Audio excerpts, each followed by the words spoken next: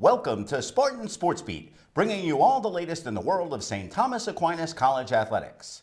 In today's edition, we're going to focus on the STAC women's cross country team, and our first guest today is Nicole Ballou, the head coach of the STAC women's cross country team. Steve Balson here, bringing you our latest edition of Spartan Sports Beat. Nicole, thanks for joining us, and we'll get right to it. Talk about your team's program this year. I know we've spoken in the past, but the team has had a very promising season this year and a lot of hope for the future.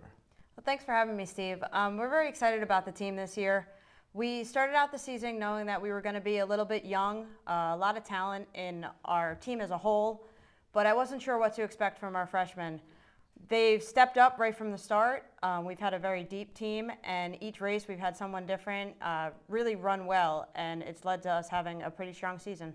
Now, you've seen that not just in terms of lower times, but you've also seen it as the team has moved its way up in the regional rankings. Talk about that a little bit. Yes, I have. We started out the season, we jumped into the rankings at number 10.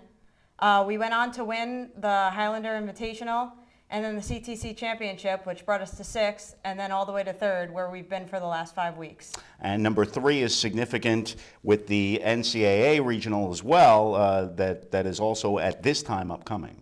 Yes, with the NCAA regional coming, the top 3 teams will qualify to advance to nationals. The way that it works, though, is although we are the number 3 on paper, when it comes down to it, it's the top 3 teams finishing on that day. But I really think we've put ourselves in a good position and gained a lot of respect within the conference and the region. Well, you've certainly gained a lot of respect in the most recent East Coast Conference Cross Country Championships.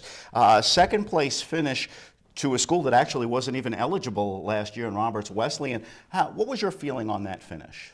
I'm very happy with that finish. Roberts Wesleyan has a great team. They're ranked number 22 in the country this year, but I think that we really stepped up. We ran in the front pack, and we ran a very smart race against them. I think they bring a lot to our conference because they just make us a stronger conference overall and give us a little bit of national attention. And it also gives our girls something to really shoot for. And as you look right now at where the team is, you have to feel you're pretty well set up for a real strong setup in the future. Definitely. In the ECC Championship, we had 4 finishers finish in all conference, which is big for us. It's the first time we've had 4, 1 first team and 3 second team. And all of them will be returning next year, 2 being freshmen, sophomore, and a junior.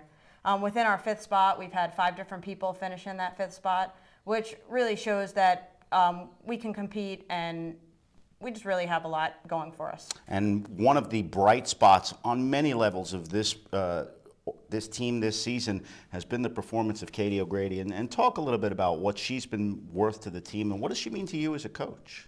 Katie O'Grady is a sophomore. We knew that she was talented in high school through all of her performances there. And when she came in as a freshman, she struggled a little bit. But she came to me and told me early on, Coach, this isn't me. I'm going to be better than this. And she definitely meant it. She stepped up in our first workout of the season this year. You could tell the work that she put in over the summer. And she really has led our team to all of their success. She's been great. She was first team all conference. And we're really excited about what she's going to do in the regional race. We're going to get to find out a little bit more about what Katie has done and what she plans on doing in the future, because she's going to be our next guest on Spartan Sports Beat. Want to thank first Coach Nicole Ballou for joining us, and wish you the best of luck in the weeks and in the seasons to come. Thank you, Steve. We're going to step aside, take a very brief break, and then we're going to have Katie O'Grady coming in. You're watching Spartan Sports Beat. And welcome back to Spartan Sports Beat. In this edition, we're focused on the St. Thomas Aquinas College women's cross country team. And right now, we're joined by the standout sophomore on this year's squad, Katie O'Grady. Katie, thank you so much for coming by. And we're going to get right to it now. And you've had an outstanding year. Now, Coach Ballou mentioned the fact that your freshman year was a little bit tough for you. How did that year pan out for you in terms of your performance and your expectations? Well, that year I was just trying to make myself up to the top 7. It didn't work out as I had planned, but I tried my best. I tried to think that maybe I was sick from my senior year, so I was hoping just to maybe get better and to see how the year went on. Well, and that has evolved a lot. We're going to talk about that as well, into where you've been this year. Now, you've had an illness, cystic fibrosis. This is something that you've participated and competed through. What has that challenge been like for you, just in general, for starters? It's very challenging. I try to stay as confident as possible, looking at different videos of other runners who have different diseases, and it's been tough. There's up and down. It starts to mentally wear on you after a while, but I try to just remember my old accomplishments, every good race I've had, and it seems to work. And as the season looked up, yeah, I'm really confident. And for the uninitiated, cystic fibrosis has a big bearing on the lung capacity, and that's got to be especially difficult for a distance runner. Talk a little bit about some of the specific things that you need to do to compensate for that difficulty. I have multiple medication. I take an hour a day, well, 2 hours a day, but an hour for each segment. I do a vest, which is like, it looks like a vest, and it shakes up my mucus in my lungs.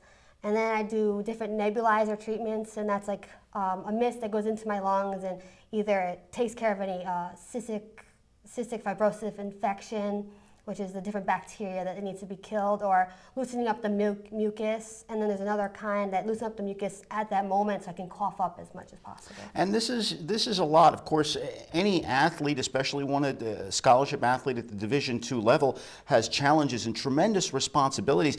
But this is an even bigger commitment on your part. Was there ever a time that you questioned yourself to say, you know what, maybe I just don't want to go through this? Yes, that was like my senior year. I ended up, it was a washout of a season, the whole year itself. I stayed with it because I knew just my health needs to try to stay as healthy as possible.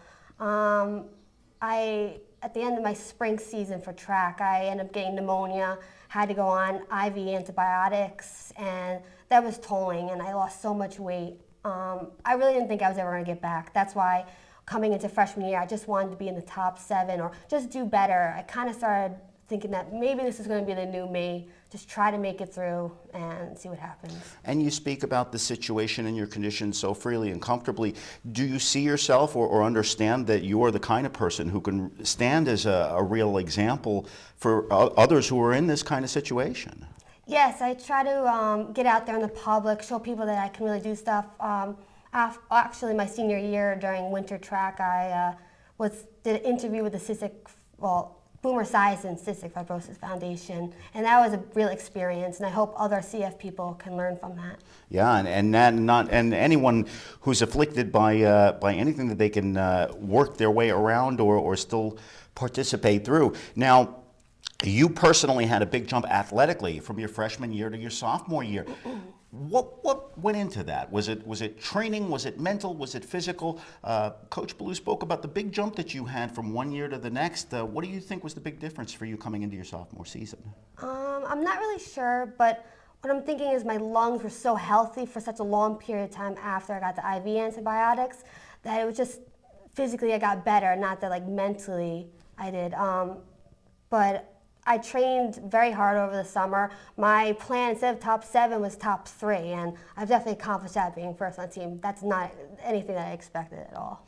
And now, as a biology major here at St. Thomas Aquinas College, you still have a long road to go in front of you.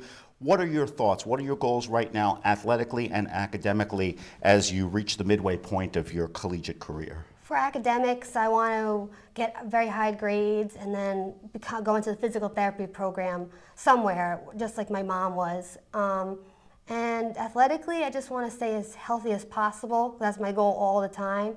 And do as many big things as I can with the lungs I have at this moment. Well, Katie, certainly I think I could speak for your coaches and anyone who's had the chance to work with you in saying that you were an unqualified success at this point, and wishing you nothing but more of the same as you go forward, both as an athlete and as a student.